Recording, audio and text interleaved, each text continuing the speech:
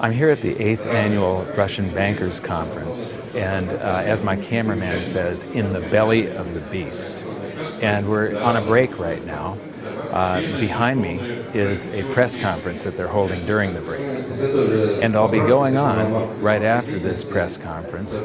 But what's really interesting is some of these bankers acknowledge that this system where they get to create currency out of thin air is basically a corrupt system, a scam. But you'd have to be crazy not to participate in it.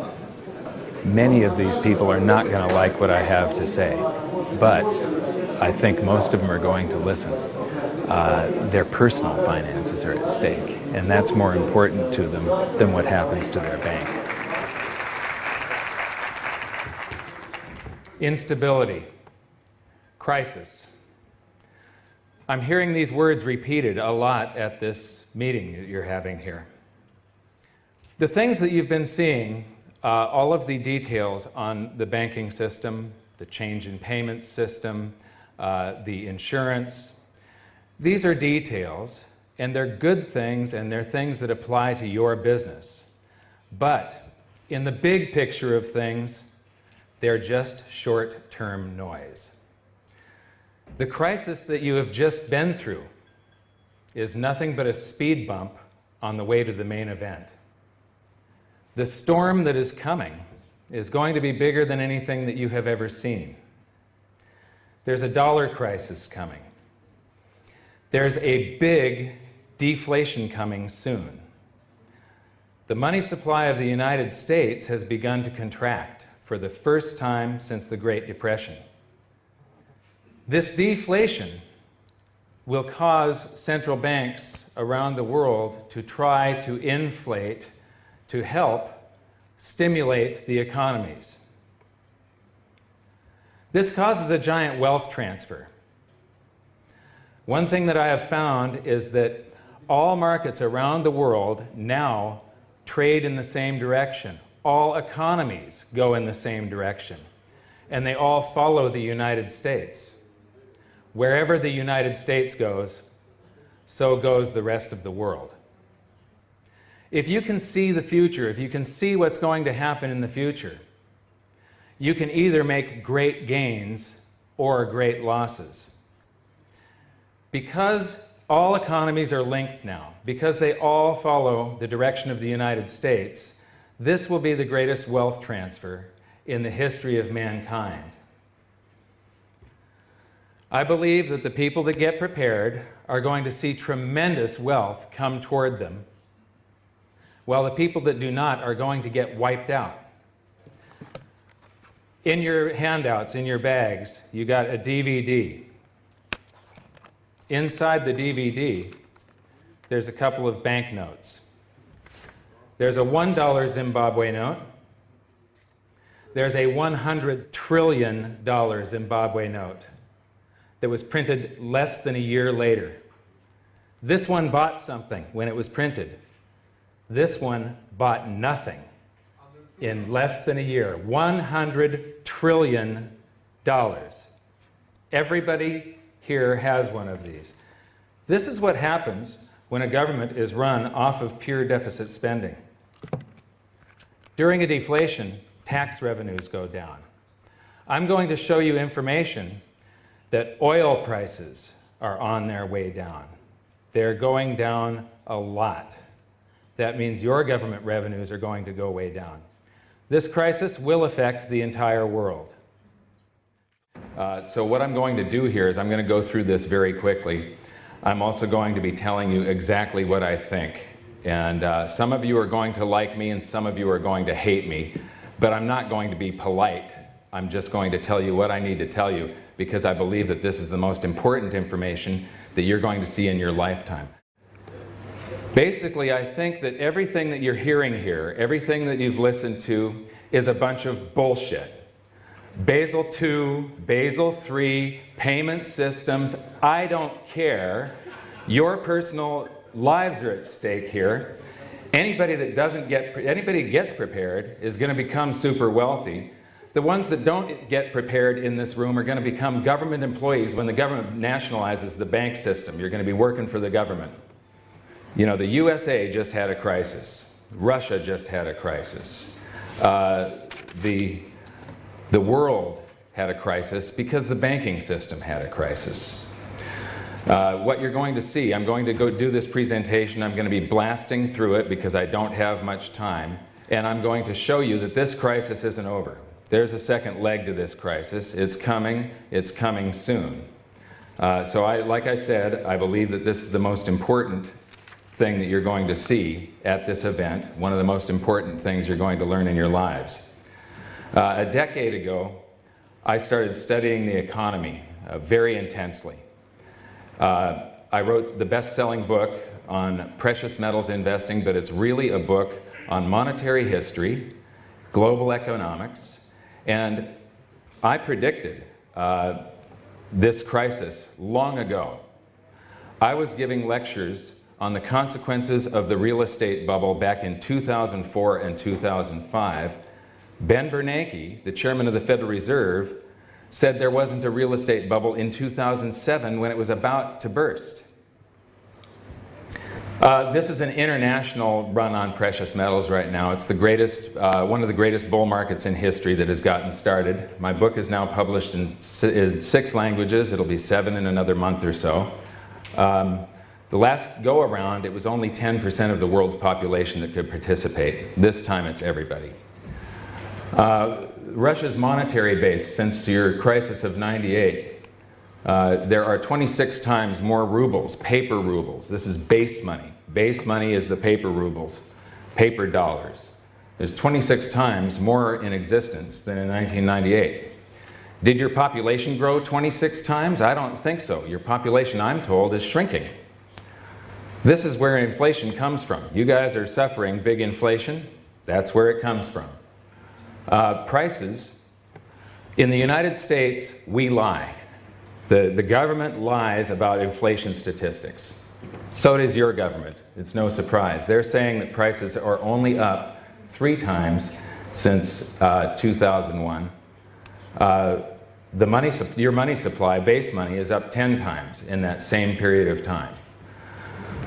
Banks create money by monetizing the private debts of businesses and individuals. That's the Federal Reserve. I know that you guys don't think that you're creating money when you create loans, but when those loans get deposited into another bank that you've created, you have created money.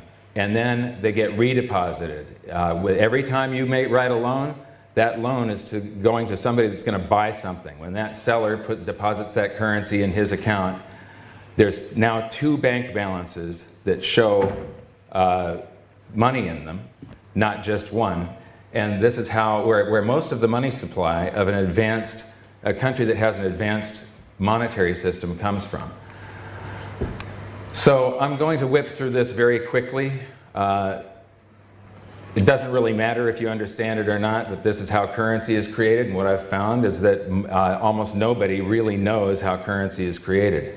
In the United States, the Treasury issues a bond which is nothing but an IOU, and the primary dealers, the biggest banks, come and show up at the Treasury auctions and buy those bonds. A few of those banks are now dead.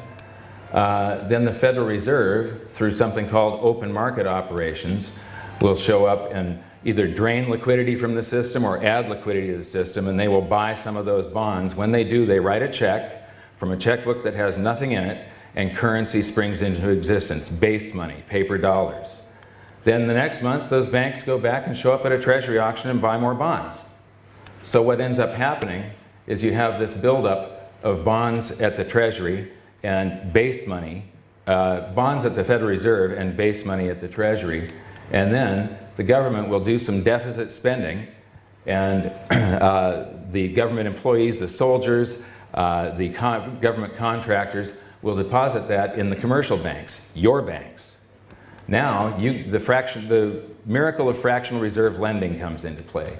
You create a loan by taking a portion of that depositor's currency. I'm going to use a 10% reserve ratio as an example here because it's easy math. So somebody deposits 100 rubles. You borrow 90 of that out of their account and you loan it to somebody, and that person buys something, a house or a car or whatever. The seller then deposits that into his bank account, And so now there are 190 rubles in existence. Then that bank takes 90% of that deposit and loans them out. And now there are 271 rubles in existence. And this process repeats and repeats, and under a 10% reserve ratio, it's possible. You wouldn't do this because you wouldn't push your balance sheets right to the edge, because you could get shut down. But if you go right out to the reserve ratio, and the reserve ratio is 10%, $100 rubles can create 1,000 by you guys.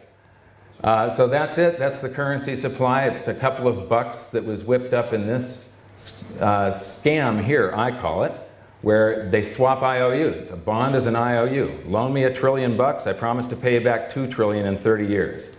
A check is an IOU. Here's my check. You can go to the bank and pick up cash. So they swap IOUs, currency springs into existence. You guys get to magnify it, and you guys get to get rich off of this system, so it's really a good system for you. This system does transfer wealth from the population to the government and the banking system continually. So it's the whole currency system is a couple of bucks whipped up by that system, and then a bunch of numbers that you guys type into your computers when you create loans. It's just credits and debits on the books. In the United States, we pay a lot of income tax. I know that you guys don't here. Most of your government income comes from oil. I'm going to show you that oil is going to crash, prices are going to go down, you're going to have a really severe crisis here. The crisis is going to start in the United States though. But anyway, in the United States, we have to work for some of that currency supply so that we can save it up so that we can pay tax. We pay that to the tax collector called the Internal Revenue Service. The Internal Revenue Service then turns it over to the Treasury so the Treasury can pay the principal plus the interest on that bond that was purchased with a check from nothing. So all of this, the value of the currency comes from all the labor and ideas and talent of the people right here. This is what actually gives it value. And because there was interest due on that bond, and there is interest due on every single one of these loans, there is always more debt than there is currency to pay the debt. In the United States, we have about $14 trillion, but we have $60 trillion of debt to pay with that 14. It's impossible. This system cannot go on forever. It's eventually finite. Eventually, interest will start outstripping the amount that you're borrowing into existence every month, and the thing just goes into a hyperinflation eventually. So, because there's interest due on this bond, and it's paid out of taxes, every paper dollar, every paper ruble in existence is a promise to tax us until the day we die, at least in the United States. You don't pay a lot of income tax here, but in the United States, every dollar in existence is a promise to tax us until the day we die, because it's borrowed into existence and it's all promised back. The entire currency supply is owed back plus interest. So, the US monetary base, it took 200 years to go from $0 to $825 billion in existence. Then along came the financial crisis of 2008, and Ben Bernanke wrote a bunch of checks to bail out the banks, and when he did, base money was created. We created more currency in just 18 months than the last 200 years. Do you think that's a good thing? I don't. But that's the base money. That's the portion of the currency supply that the government creates and the central bank. That only accounted for 7% of the currency supply before the crisis. Now it accounts for about 15%. This is the portion of the currency supply that you guys create, at least in the United States, that the banks create. It's called, the rest of M3 is base money plus this. Now something is happening here that is ringing alarm bells, and it's saying that there's a crisis coming. If we deduct base money from the M3, what you see is that there's a collapse of the currency supply. This has not happened since the Great Depression.